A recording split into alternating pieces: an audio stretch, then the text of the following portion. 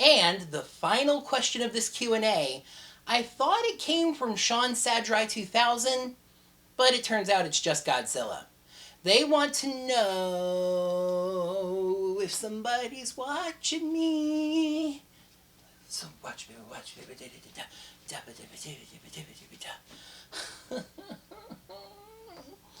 What do they want to know? What do they want to know?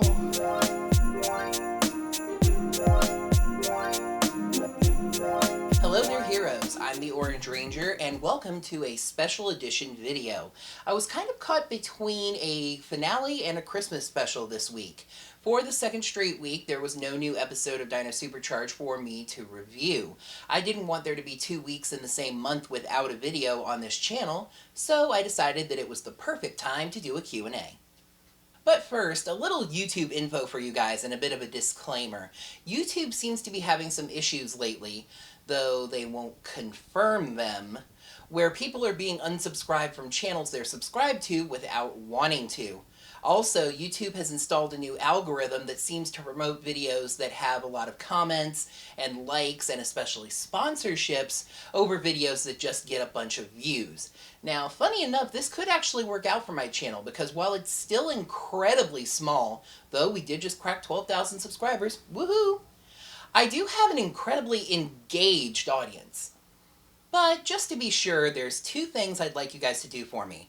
One, if you look down below next to the subscribe button, you'll see a small bell icon. Give that a click, YouTubers are starting to call that ring that bell, and sign up for notifications. Notifications can give you an email or a phone notification anytime I post a new video. Also, just go ahead and check every once in a while and make sure you are still subscribed to me, if you are subscribed to me, and let me know if you're having any problems. Thank you. Now, you have some questions, and I have some answers. Let's get into the 3rd edition of Orange Ranger Q&A. The very first question comes from Edward Sanchez Productions, longtime viewer and commenter, who asks what my favorite episode of Dino Charge was and why. Looking back on it, 2 episodes of Dino Charge got my highest score of 5 out of 5. Episode 5, Roar of the Red Ranger, and Episode 10, Gone Fishin'. So Episode 5 and Episode 5. I'm not really sure which of the 2 I'd say is my favorite. I'm going to have to think about that before I do the summary video. Both of them were strong, well-written episodes where the Rangers had a new weapon added to their arsenal. Lewis Wilson would like to know, since I praise Dino Charge for its originality, if I feel like Ninja Steel is going to do the same thing, and how I feel about the show heading into its 25th anniversary. I think that Chip Lynn is who he is. He cares about this show and puts a lot of effort into putting in the best possible product, even if we don't necessarily agree with his story direction.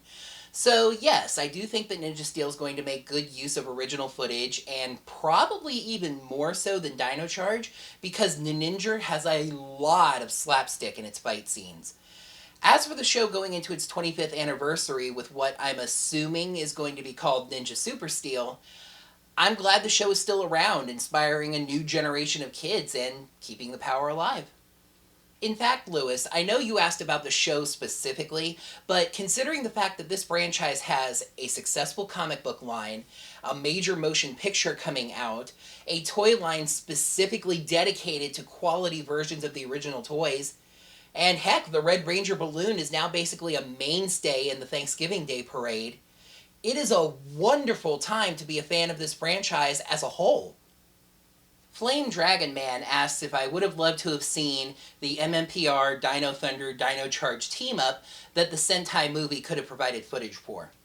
I was really disappointed that this is something that didn't end up happening, especially after we got a tease of it that was accidentally leaked on Twitter.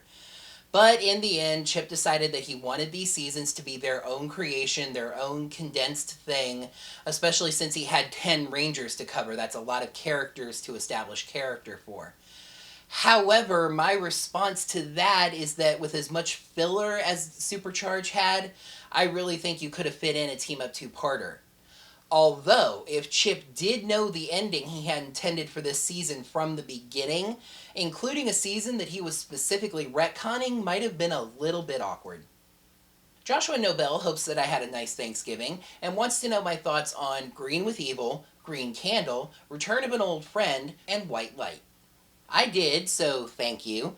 This is kind of a weird question though, basically asking me what I think of the Mighty Morphin Green Ranger arc. All of those stories that were centered around Tommy's Green Ranger powers tended to be really good. I enjoyed all of those episodes.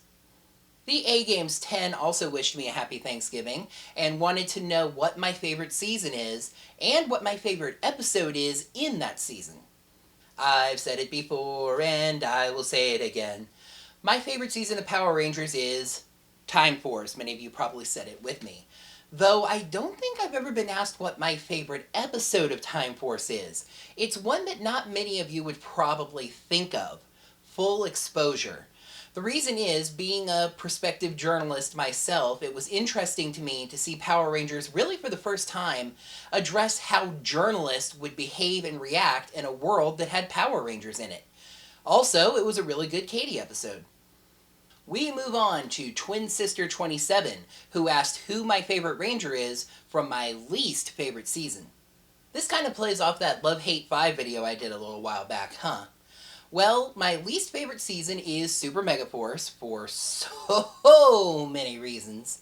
And my favorite Ranger on that team is Gia. She was just so strong and capable, but also friendly. She was painted as the girl that does it all and doesn't even break a sweat, and it was really fun watching her drive Jake crazy all seasons. The only thing with her is that I wish they had shown us a little bit more of what all these things are that she does and how she managed to keep it all balanced. Cody, 28, 19, hut hut hut, asked me if I could rewrite any Power Rangers season's ending, which one would I pick, except for Megaforce, because everybody would rewrite Megaforce. This might be the easiest question I have to answer in this video, because Cody, you forgot to disqualify the current season. I would absolutely rewrite the ending of Dino Charge. Listen, dinosaurs, I'm sorry, but you guys just can't survive to the modern day to keep the show continuous with the other seasons, which is the main thing that I'm concerned about. I'd maybe have the Rangers want to go back and stop Sledge when Keeper landed, but have Keeper tell them that that's a fixed point in time now, and that they need to find another way. Or maybe they go back in time and defeat Sledge on his ship, but now it's crashing into the Earth and there's nothing that they can do to stop it. Speaking of questions concerning Dino Supercharge's finale, Michael Segal asked me if I would place Dino Charge in the main continuity or in the RPM continuity / dimension. To me, Dino Charge exists in its own timeline entirely. It's easiest to see it that way. I mean, Power Rangers is a multiverse now, and Dino Charge is just another branch on that tree.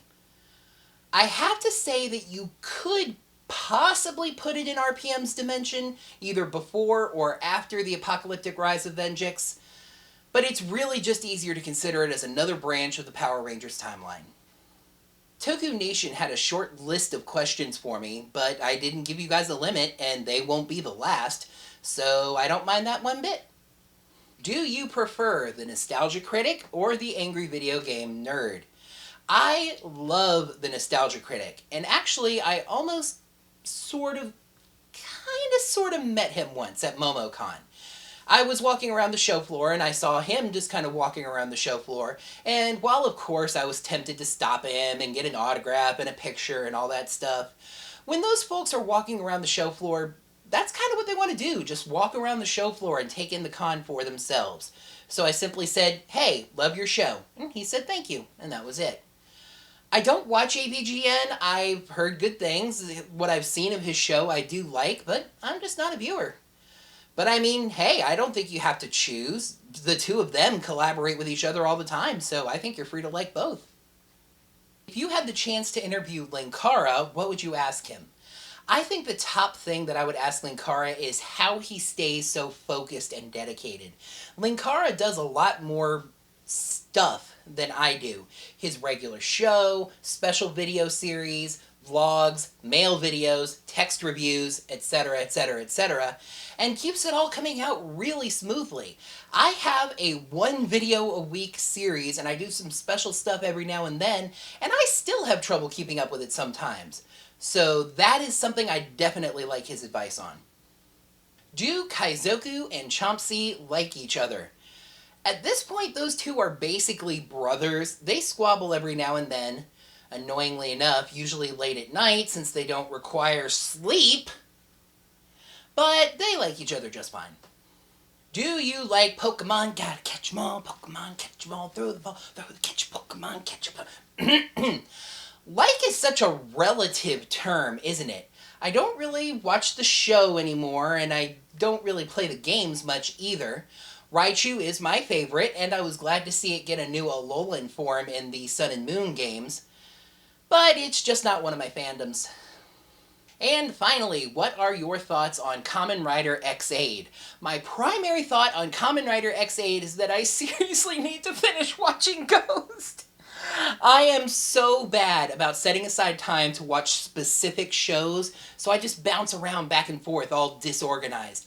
I am seriously behind on both Ghost and Zyuohger, and now there's a new Kamen Rider, X-Aid, and Q Ranger was just revealed! CN Awesome asks if I like Pokemon. That question sounds kind of familiar.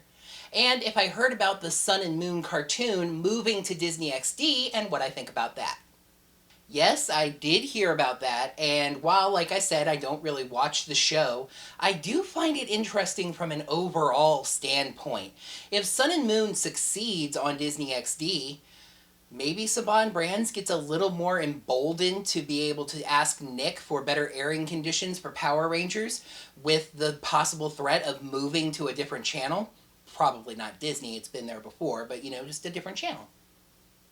Coffee Breaks with JJ, and boy could I go for a coffee break right about now, wants to know a little bit more of my thoughts about what happens with Dino Charge's place in the continuity after the Supercharged finale.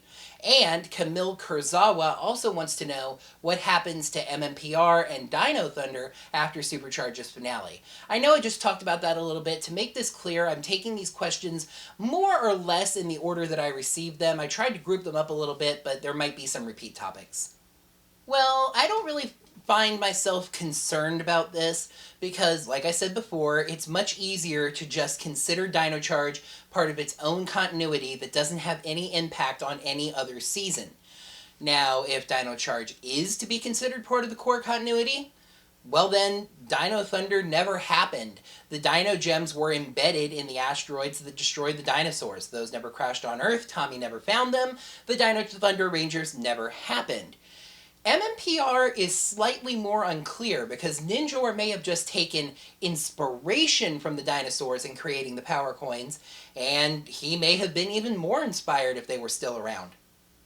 Caleb Jackson tossed an oldie but a goodie my way. How long have I been into Power Rangers?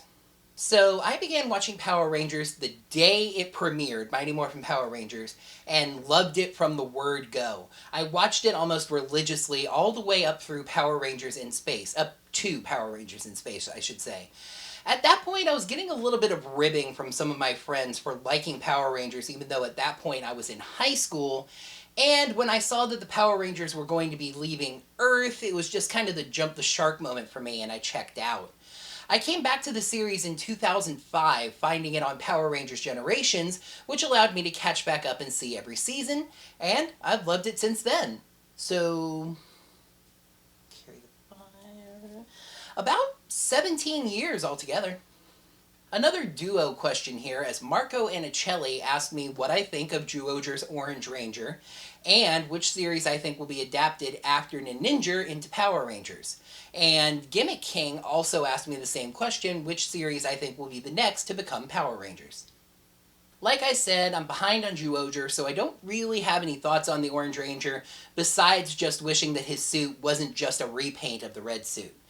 But as far as the next series to become Power Rangers, this was actually a really good time to ask that question, because we just got the first leaked images and toy catalog scans for Uchu Sentai Q Ranger, the next Sentai series to be coming out after Zyuohger.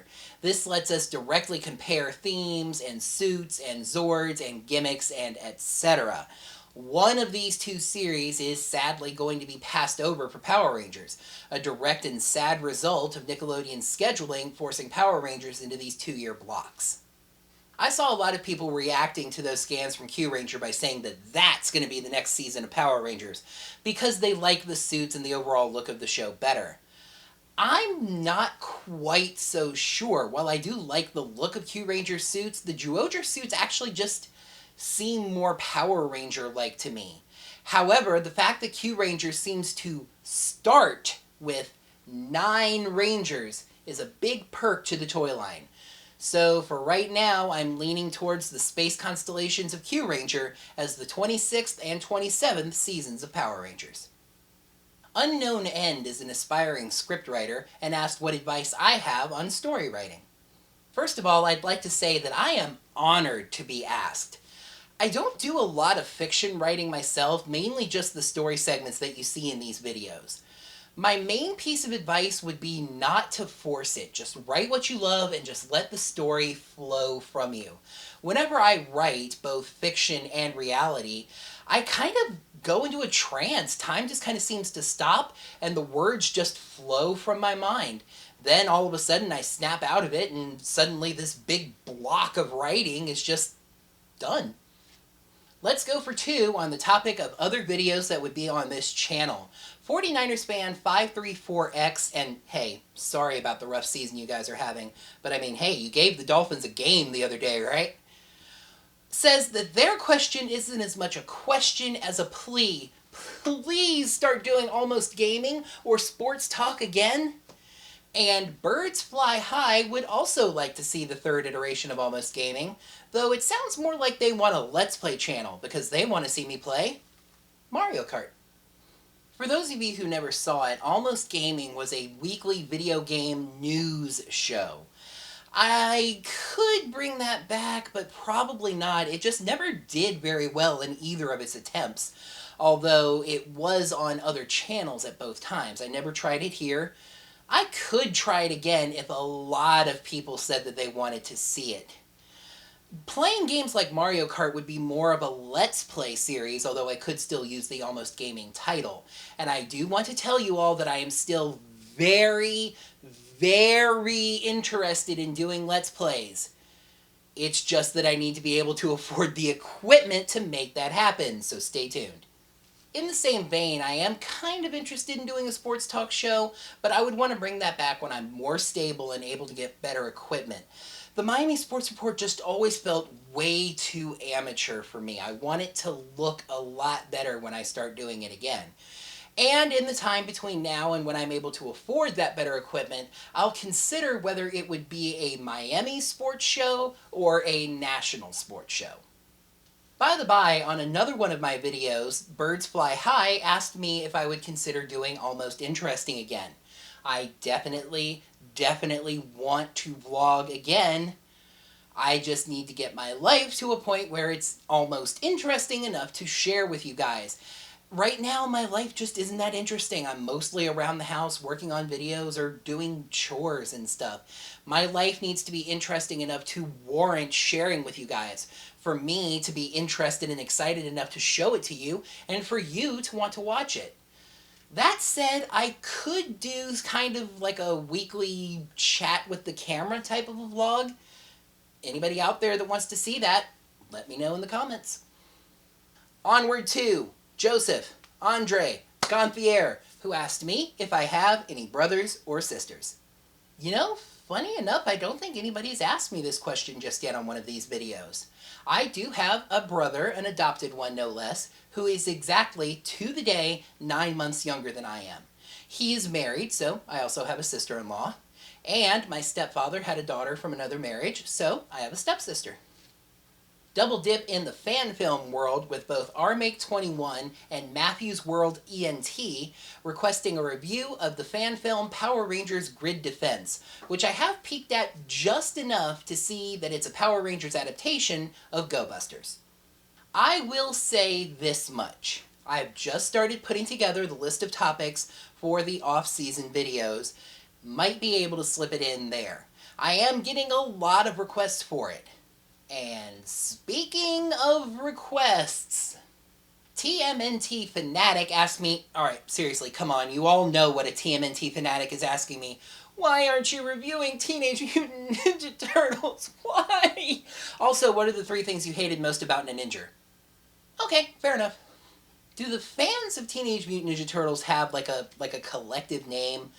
Mutants, Turdies, the Brotherhood of the Ooze? Anyway, I get a ton of requests to review Teenage Mutant Ninja Turtles, and my answer is always the same, at least for now.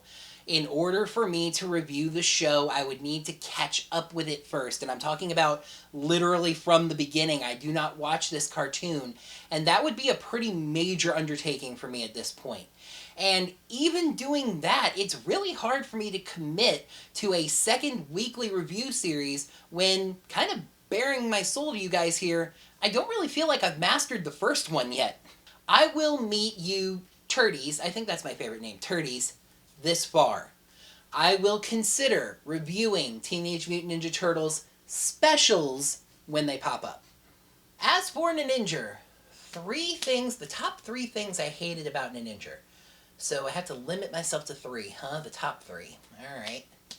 Well, number 1 would definitely be the stupid slapstick comedy, which focused far too often on things like pies in the face and bonks on the head than actual intelligent comedic writing. Second would be the fact that they counteracted their own theme. Ninjas that don't hide means ninjas that are not ninjas. And third would definitely be the Zords. They don't have any collective theme. They just look like a big mishmash of everything. Dustin Smith asked me 7 questions, but 2 of them got lost in the mail. What? This is a show that's done on the internet? Fine then, they got lost in the email. Anyway, the question. Number 1, are you still upset about Toku not getting adapted into Power Rangers?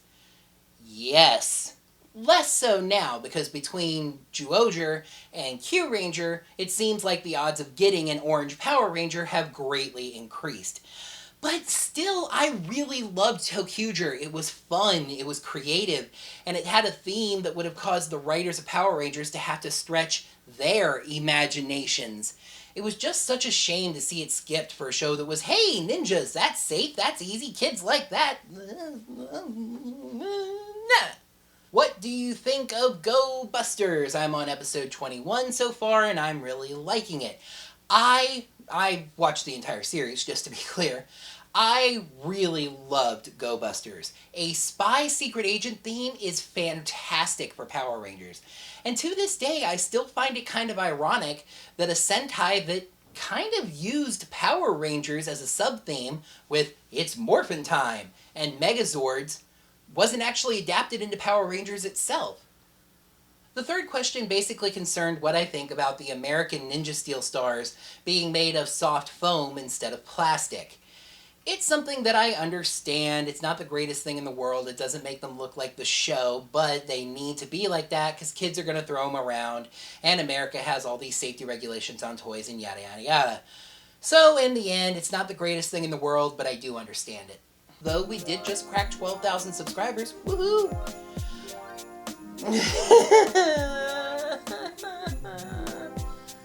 A major motion picture coming out.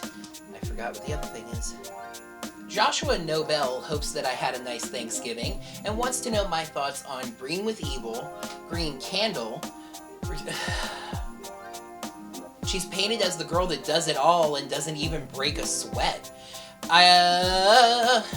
Toku Nation had a short list of questions for me, but I didn't give you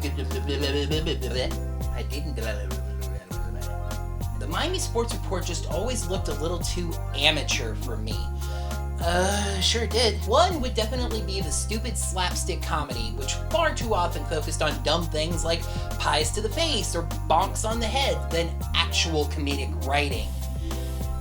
I don't know what the second was because I don't care about Ninninger anymore. My brain is trying to forget.